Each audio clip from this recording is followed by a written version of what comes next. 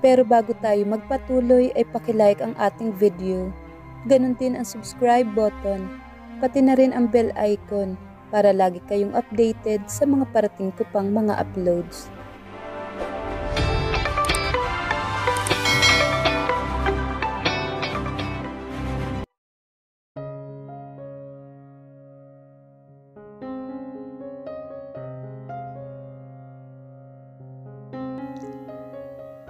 Pagbalik nila sa mansyon ay naroon si Almira, na kaagad ay lumapit kay Rafael.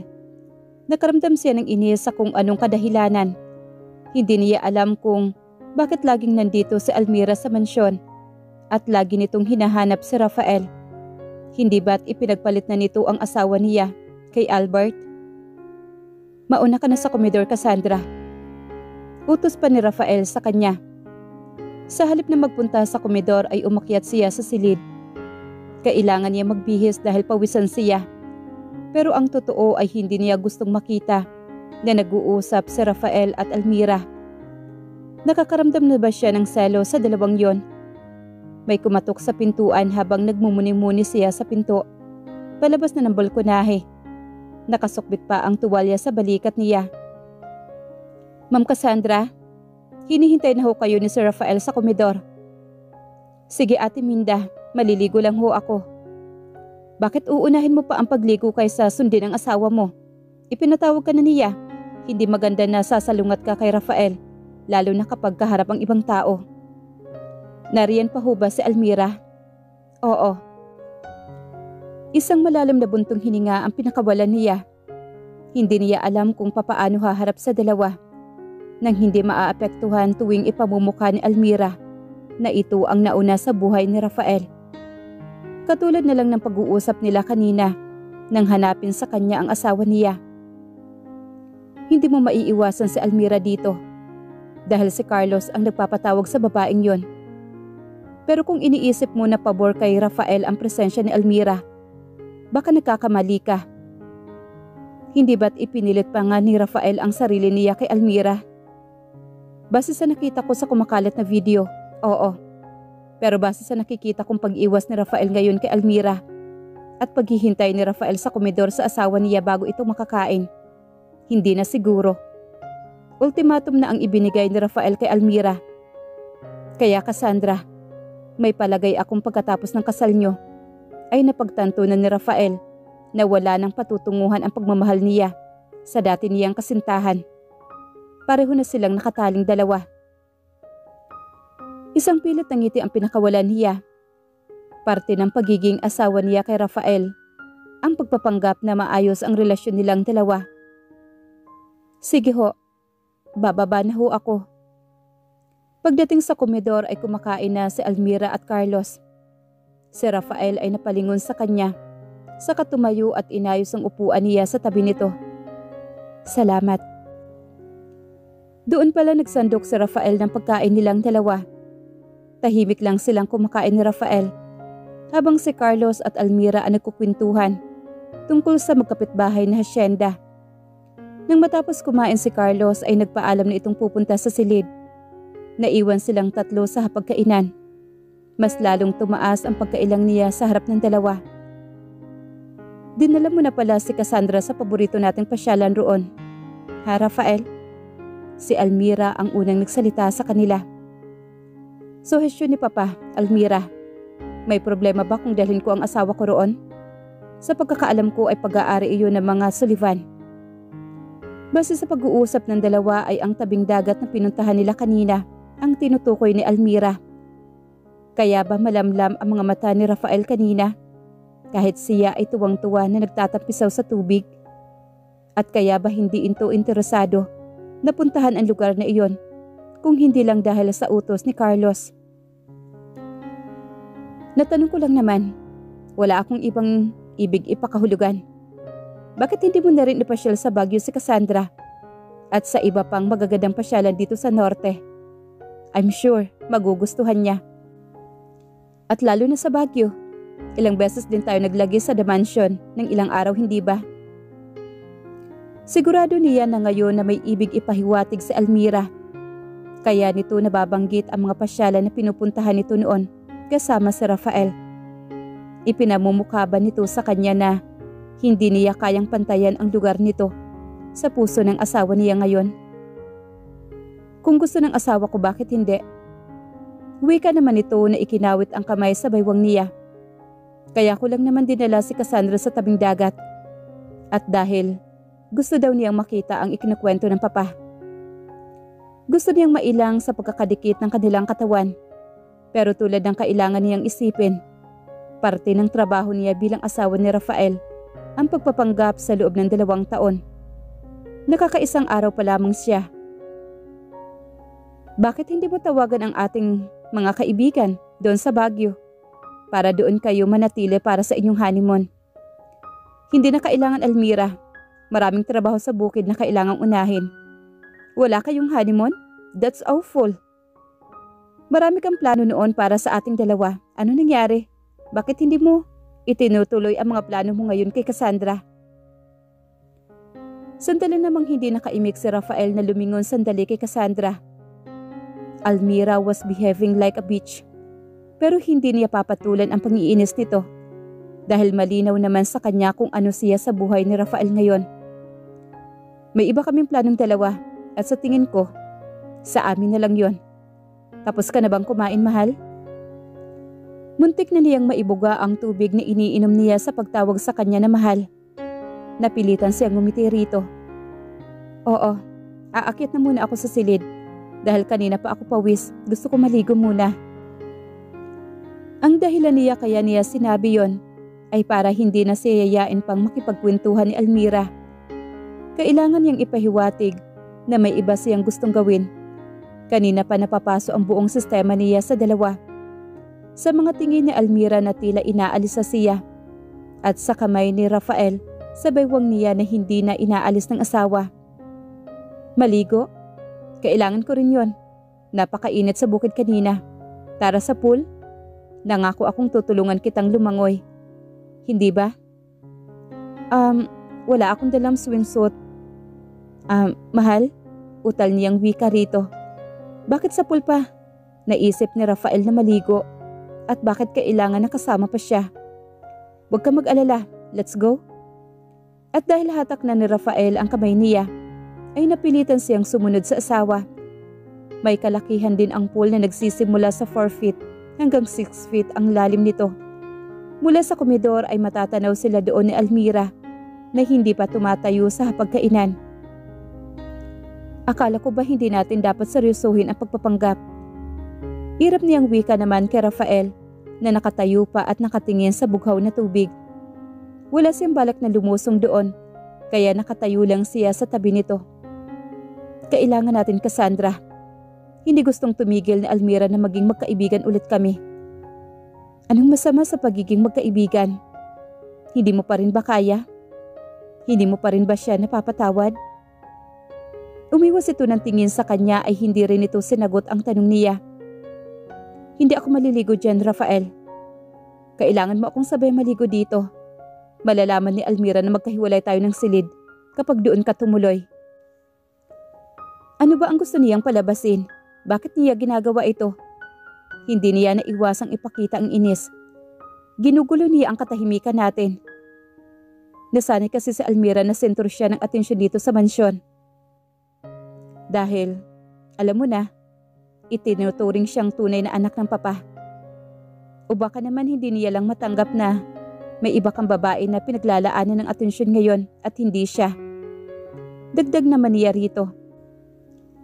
Lumingon si Rafael sa kinaroroonan ni Almira na nakamasid pa rin sa kanila. Hinubad nito ang t-shirt sa harap niya na hindi niya alam kung papaano iiwas ang mga mata. Sabi ko naman wala akong dalang swimsuit na dala, hindi ba? E di magpante at bra ka na lang. Wala namang ipinagkaiba yon. Kapag si Almira ang nandito, hindi naman siya nagsuswimsuit. No way, Rafael. Anong problema kung sabahan mo ako maligo rito? Hindi ko pagnanasaan yung katawan mo. Nandito ka para magpanggap na asawa ko. Hindi ba't ang kwento natin sa kanila ay may nangyari na sa ating dalawa, kaya tayo ipinakasal? May katwira naman sa Rafael sa sinabi nito. At kung tutuusin, wala naman siyang dapat ikahiya sa katawan niya. pero hindi pa rin niya kayang magbra at panties sa harap ng bago niyang asawa. May dala pala akong swimsuit sa gamit ko. Wika niya kay Rafael. Naalala niyang 2 maleta na nga pala ang dala niyang damit dito sa mansyon. Siguraduhin mo lang na hindi ka makikita ni Almira, na hindi ka sa silid ko papasok.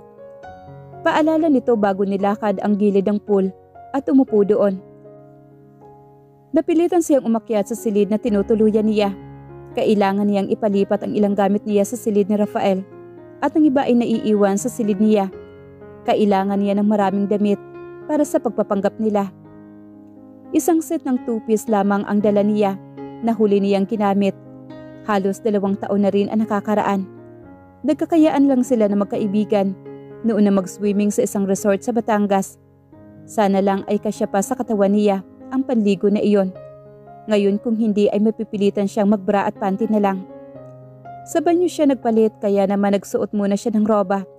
Nang lumabas siya ng silid, ibilili niya kay Minda ang ilang gamit na pwedeng ibalik sa closet. Bago bumalik sa likod ng mansyon kung saan naroroon ang swimming pool. Naroon na si Almira at kausap na si Rafael pagbalik niya. Nakaramdam na naman siya ng inis. Umupo siya sa gilid ng pool at inilubog ang mga paa doon. Nakita naman niya na sumunod si Rafael. Malamig ang tubig, mahal, pero masarap kapag naroon na tayo sa gitna. Hinubad na rin ni Rafael ang short nito, habang si Almira ay nakatingin sa asawa niya. Hindi mo ba kami sasamahan, Almira? Hindi niya alam kung sino ang gusto niyang inisin ngayon, si Almira pa ba o si Rafael. Basta ang alam niya, naiinis siya sa pagpapakiramdaman ng dalawa para tuloy siyang isang kontrabida. Paalis na rin siya. Si Rafael ang sumagot at tumayo sa harap niya. Tara na. Nanginginig ang kamay niyang inalis ang roba niyang suot. Maliit na sa kanya ang swimsuit kumpara dati dahil 2 taon na ang lumipas nang binili niya ito na minsan lang niyang nagamit. Lalo tuloy nagmukhang malaki ang hinaharap niya. Nakita niya ang paglunok ni Rafael habang nakatingin doon. Gusto niyang takpan ang sarili pero magmumukha lang siyang tanga sa harap ni Almira. Malamig ang tubig. Nanginginig ang katawan niya pati ang tinig niya. Okay lang yan. Mawawala din ang lamig kapag nagtagal ka na sa tubig. Hindi nga ako marunong lumangoy. Paalala niya ulit dahil hinila na siya ni Rafael papunta sa malalim na parte ng pool. Hindi naman kita hahayaang malunod. Hindi pa ba aalis yung ex mo? Bulong naman niya rito. Gusto ko nang umahon. Sa taas na lang ako maliligo. Kahit ba floating hindi ka marunong? Tanong nito na hindi pinansin ang sinabi niya. Lulubog ako. Isampa mo ang katawan mo dito. Tapos itaas mo lang ang ulo mo. Utos nito na nakalahad ang 2 braso sa tubig. Wala na siya magagawa pa. Magdidikit at magdidikit ang mga katawan nila.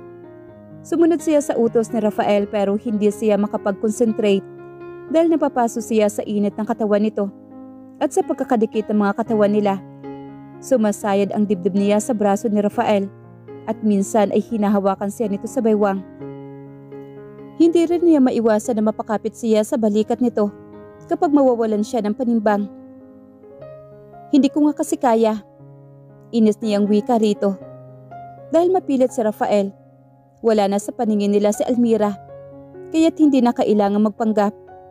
Pero masarap na nga ang tubig sa pool at masarap na sa pakiramdam na nagkakadikit ang katawan nila ni Rafael kahit pa naiilang siya noong una. Hindi niya maipaliwanag ang malakas na atraksyon dala ni Rafael sa kanya noong una pa lang. Magkaiba ang magkapatid. Ang nakapagtataka, sa 1 taong magkarelasyon sila ni Albert, nahalikan at nahawakan na rin naman siya nito sa ilang parte ng kanyang katawan. Iba ang dulot ng damdamin ng pagkakadikit ng balat nila ni Rafael ngayon.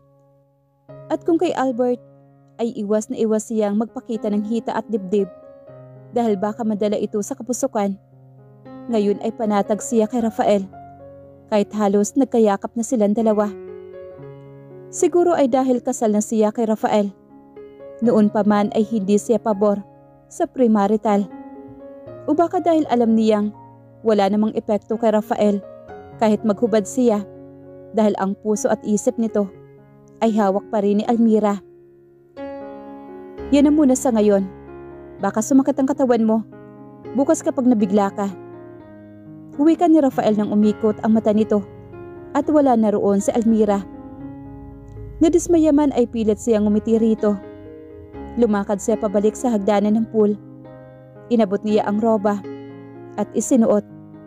Si Rafael ay isinuot muli ang short na hinubad nito kanina. Naglagay nga pala ako ng ilang gamit ko sa closet mo.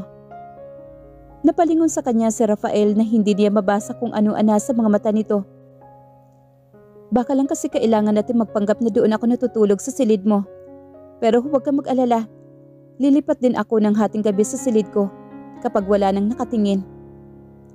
Marahan itong tumango pero nanatili itong nakatayo sa gilid ng pool. Siya ay tumuloy na sa loob ng bahay para ituloy ang pagligo niya sa banyo.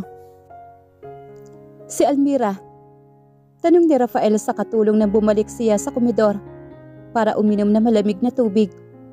Kailangan niyang palamigin ang nagiinit niyang katawan dahil sa pagkakadikit ng balat nila ni Cassandra sa swimming pool. Umalis na ho kanina lang. Parang galit nga ho kasi pinaharurot na umalis yung sasakyan sa driveway. Inubos niya ang laman ng baso saka naglagay ulit at nainom. Sadya niyang ipinakita kay Almira kanina na kay Cassandra na baling ang pagtingin niya. Ang gusto niya ay masaktan ang dating kasintahan at ma-realize nito na mali ang desisyon nitong tanggihan siya sa huling pagkakataon. Gusto niyang masaktan si Almira at magselos ito kay Cassandra. Alam niyang magiging matagumpay ang plano niya. Kanina pa lang sa hapagkainan ay halos hindi na makakilos si Cassandra sa mga titig at pag-aanilisa ni Almira. Kaya siya nagdesisyon na dalhin ang asawa sa pool para dagdagan ang pagpapanggap nila bilang mag-asawa. Hindi ko pa rin mapaniwalaan na basta ka nalang nagpakasal sa babaeng kakakilala mo lang, Rafael. Uwi ka ni Almira nang puntahan siya nito sa pool. Umakyat kasi si Cassandra para kunin ang panligo nito. 2 linggo pa lang na nandito ang babaeng yon. So, isang nakakauyam ng ngiti ang pinakawalan niya. Hindi ko alam kung bakit masyado kang concern, Almira. Wala ka na dapat pakialam. Kahit pa isang babae sa club ang pinakasalan ko. Nag-aalala lang ako sa'yo dahil mahal kita. Mahal? Linawin mo ang pagmamahal na sinasabi mo, Almira. Mahal mo ako, alin? Bilang kaibigan? Gusto mo maging magkaibigan tayo sa kabila ng paulit-ulit mong pananakit sa damdamin ko? Oh, Rafael, bakit ba hanggang ngayon dala mo pa ang galit mo sa akin? Ikaw na nga may sabi, kasal ka na. Dapat ay masaya ka na. Dapat ay wala na ang galit na nararamdaman mo sa akin. Huwag mong sabihin na kahit kasal ka na sa iba, ako pa rin ang laman ng puso mo. Hindi niya gustong sagutin ang huli nitong tanong. Nakita niyang paparating na si Cassandra, kaya lumayo na rin siya kay Almira. Sa ilang sandali ay nagpanggap siyang kay Cassandra nga nakatuon ang atensyon niya. At nakita niya ang sakit sa mga mata ni Almira tuwing hahawakan at magngingitian sila ni Cassandra. Sa palagay niya ay nagsiselos ang dating kasintahan. Gusto niyang ipamukha ngayon na mali ang desisyon nitong pakawalan siya at ipagpalit sa tulad ni Albert na hindi naman seryoso sa pakikipagrelasyon. Pagseselosin niya ng pagseselosin sa Almira hanggang ito naman ang magmakaawa na iwanan niya si Cassandra. Umakyat siya sa silid niya para doon ituloy ang pagligo. Hindi pa rin pala siya manhid. Akala niya ay hindi na siya tatabla ng pag-iinit ng katawan kapag nakahawak ng halos subad na babae. Cassandra turned him on, pero wala siyang balak gawing komplikado ang sitwasyon nilang lahat dahil wala na siyang balak na magmahal pa ulit. Nakakagago ang magmahal. Minahal niya ng labis si Almira, pero pinagtaksilan lang siya nito. Minahal din niya ng labis si Carlos, pero hindi pa rin niya kayang pantayan ang pagmamahal nito sa sariling anak. Kapag naipit silang dalawa ni Albert sa sitwasyon pero palaging magpaparaya siya. Kinabukasan ay maaga siyang gumising para ipagpatuloy ang anihan sa bukid. Naabutan niyang nagkakape sa komedor si Carlos. Ano ang agenda mo ngayong araw, Rafael? Tanong nito na alam niyang may kinalaman kay Cassandra na naman. Gusto niyang bawat lakad nito ay isasama niya ang asawa. Hindi ko pwedeng isama si Cassandra sa bukid, Papa. Bukod sa masyado pang maaga. Marami ding trabaho kaya't hindi ko siya mahaharap. Maraming trabaho pero marami rin ang tauhan. Gisingin mo at tanungin kung gusto niyang sumama. Wala rin naman siyang gagawin dito sa mansyon. Wala siya nagawa kung hindi umakyat ulit at puntahan si Cassandra sa silid nito. Hindi nakabukas ang aircon sa silid, pero nakabukas ang pintuang palabas sa balkonahe. Yakap nito ang isang unan at nakalitaw ang hita nitong walang takip na kumot dahil hindi naman malamig sa silid. Umagang umaga ay ganito ang bubungad sa kanya. Tumikim siya para magising ito at para alisin ang bara niya sa lalamunan. Lalaki lang siya, kaya ding maging marupok. Sa loob na mahabang taon ay si Almira lang ang nakakatalik niya. Hindi niya naisip na makipagtalik siya sa iba. Hindi rin niya gugustuhin na ang kininiya ang babae ngayon ay galing lamang sa kamay ni Albert. Kailangan niyang mapanaig ang matinong kaisipan. Cassandra. Tinapik niya ito sa balikat nang hindi ito gumising at niyugyug na niya ang balikat nito. Rafael? Agad itong bumangon at itinakip ang unan sa hita nito. Nasa mukha nito ang pagkagulat. Anong ginagawa mo dito? Kung makapag-react ka naman, para kang pagsasamantalahan. Inis niyang wika rito. Inutusan lang ako ng papa para tanungin ka kung gusto mong sumama sa bukid. Anong oras na ba?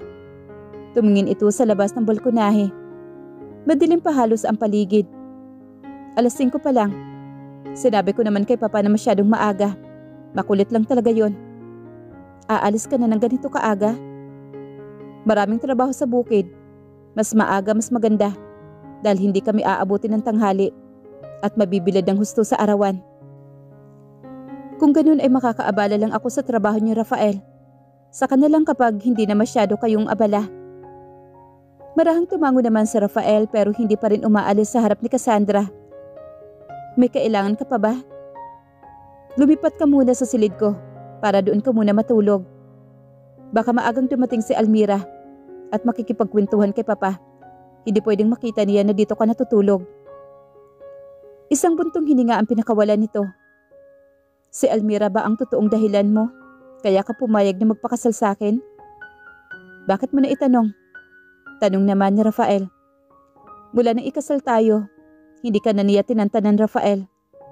Noong unang linggo ko dito, ni hindi ko naman nakikita ni anino niya. Sa palagay mo ba'y nagsiselos siya sa'yo? Iyan din ang pumasok sa isipan ko. At yun ang gusto mo mangyari, ang magselos siya? Kaya mo ko hinintay sa pagkainan kagabi at niyaya sa pool para turuan mag-swimming? May masama ba doon? Isa pang buntong hininga ang pinakawala niya. Asawa niya si Albert, Rafael. Bakit kailangan mo pa siyang pagselosin? Dahil gusto kong maramdaman ang sakit na ibinigay niya sa akin. Gusto ko na ma-realize niya na mali na si Albert ang pinili niya. At gusto mong aminin niya sa'yo na mahal ka pa niya. Tama ba ako? Oo. Walang gatol niyang sagot. Pero nakaramdam siya ng guhit sa dibdib nang sagutin ang tanong ni Cassandra na hindi niya maipaliwanag kung bakit. Alam niya malabong aminin ni Almira na mahal pa siya nito dahil mas pinanindigan nito ang kasal nito kay Albert. Na pinapatawad pa rin nito si Albert sa kabila ng pagbababae ng kapatid niya. Gawin mo ang obligasyon mo sa kasal natin na ito, Cassandra. Gusto kong dumating ang araw na si Almira naman ang magmakaawa sa akin na bumalik ako sa kanya. Hindi na niya pinakinggan ang sasabihin pa ni Cassandra dahil lumabas na siya ng silid. Hindi niya gustong makita nito ang namumuong luha sa gilid ng mga mata niya. Hindi na siya bumalik sa komedor. Bagkos ay lumabas at nilisan ang mansyon gamit ang mountain bike. Hindi lingid sa kanya na pinag-uusapan sila ng karamihan sa asyenda. Dahil sa kumakalat na video noong gabing huli siya nagmakaawa kay Almira. Kung sino ang nagpakalat sa video ay hindi niya alam. Pero nasa dibdib niya ang kagustuhang isalba ang Pride. Isang araw ay mababaliktad ang sitwasyon. Si Almira naman ang makikiusap sa kanya.